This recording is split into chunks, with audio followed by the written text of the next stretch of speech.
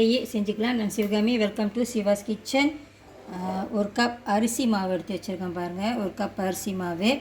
முதல்ல அங்கே கொஞ்சம் மல்லி எடுத்து வச்சுருக்கேன். மல்லியும் இது பெருஞ்சீரகம், சோம்பு, இது ரெண்டையும் ஒன்றும் பாதியமாக இடிச்சிக்கலாம் அந்த மாவில் சேர்க்குறதுக்கு.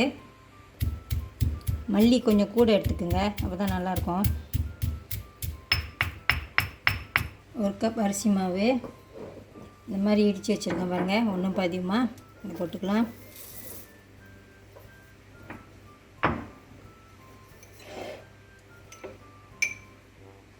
கொஞ்சமாக உப்பு,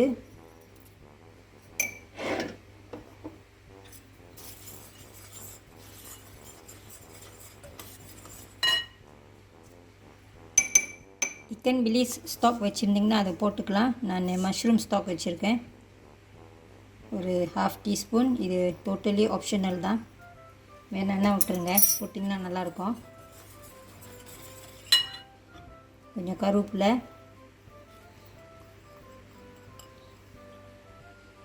ஒரு முட்டை, இதை லைட்டாக பீட் பண்ணிக்கோங்க.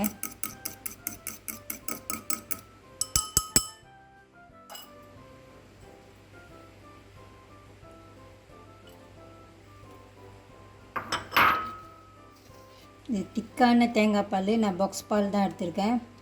ஒரு 3/4 கப் எடுத்திருக்கேன். பத்தலைன்னா தண்ணி ஊற்றிக்கலாம்.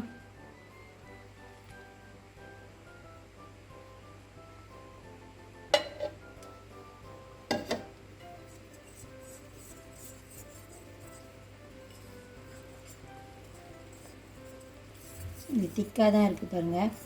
நான் இந்த பாக்ஸில் உள்ள எல்லா பாலையும் எடுத்துக்கிறேன். இது வந்து ட்ரிம் கோகோனட் மில்க், அதனால் அது ரொம்ப திக்காக இருக்காது. கொஞ்சோண்டு இருந்துச்சு, இதை ஊற்றிட்டு கொஞ்சம் தண்ணி கலந்துக்கலாம்.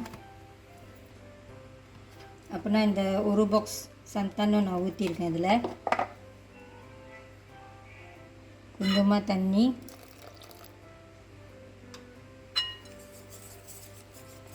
நம்ம இதை பொரித்து பார்க்கலாம். ரொம்ப திக்காக இருந்துச்சுன்னா மறுபடியும் கொஞ்சம் தண்ணி சேர்த்துக்கலாம், அது ஒன்றும் பிரச்சனை இல்லை. சட்டியில் எண்ணெய் சூடாக்கிக்கிட்டு இருக்கேன் பாருங்கள். அதுலேருந்து ஒரு டேபிள் ஸ்பூன் எண்ணெயும் எடுத்து இந்த பேட்டர்லேயே சேர்த்துக்குங்க.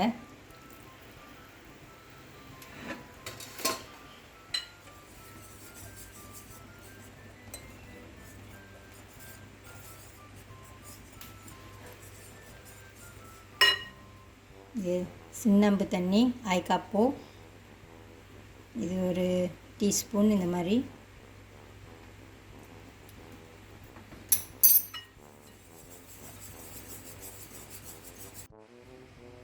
எண்ணெயை நல்லா சூடாக்கிக்கோங்க. நான் இந்த ரெம்பை அச்சு 2 வச்சுருக்கேன் பாருங்கள்.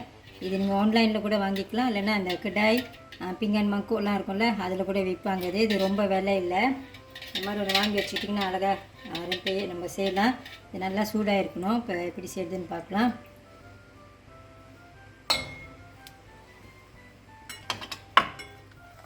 இந்த மாவை மிக்ஸ் பண்ணிக்கோங்க.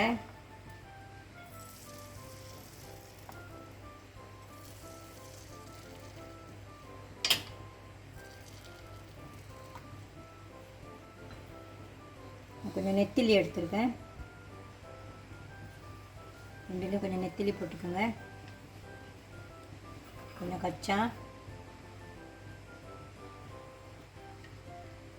கச்சா ரொம்ப வேணுமா ரொம்ப போட்டுக்கோங்க. லேசாக கொஞ்சம் அமுக்கி விட்டுட்டிங்கன்னா கொஞ்சம் ஒட்டிக்கும். அது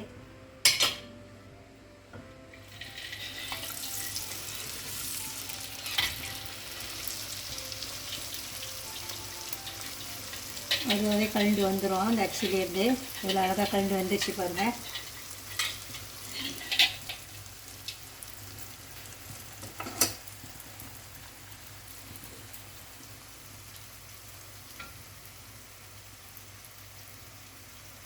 கொஞ்ச நேரம் பொரிஞ்சிட்டோன்னே இதை திருப்பி விட்டுடலாம். அப்புறம் இந்த கச்சாங் மேலே அந்த கச்சாங்க இருக்கிற சைட்டு நல்லா கொஞ்சம் வேகணும். அதை கீழே திருப்பி விட்டுருங்க.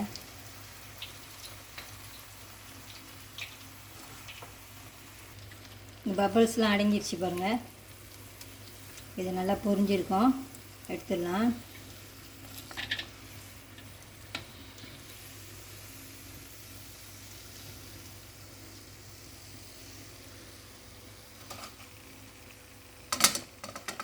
இன்னொன்று செஞ்சு காட்டுறேன்.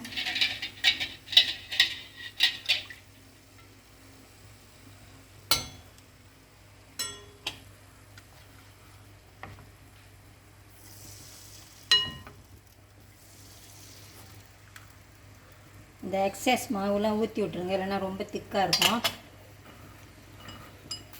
வச்சா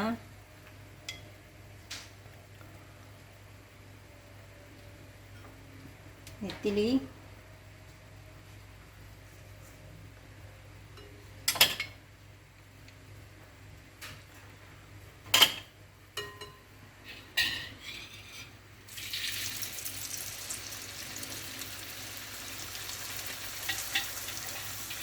இதில் ஈஸியாக கலந்து வந்துடுச்சு பாருங்கள்.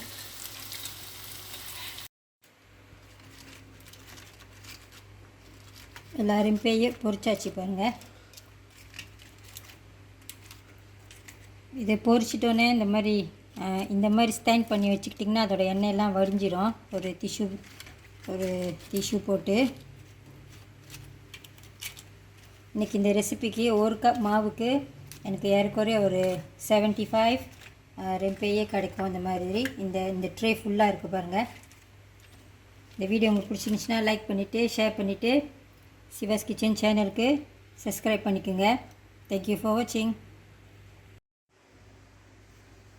இது நல்லா மெல்லிஸாக நல்லா கிறிஸ்பியாக இருக்குது. இந்த கிறிஸ்பியாக இருக்கு பாருங்கள், மெல்லிஸாக இருக்குது.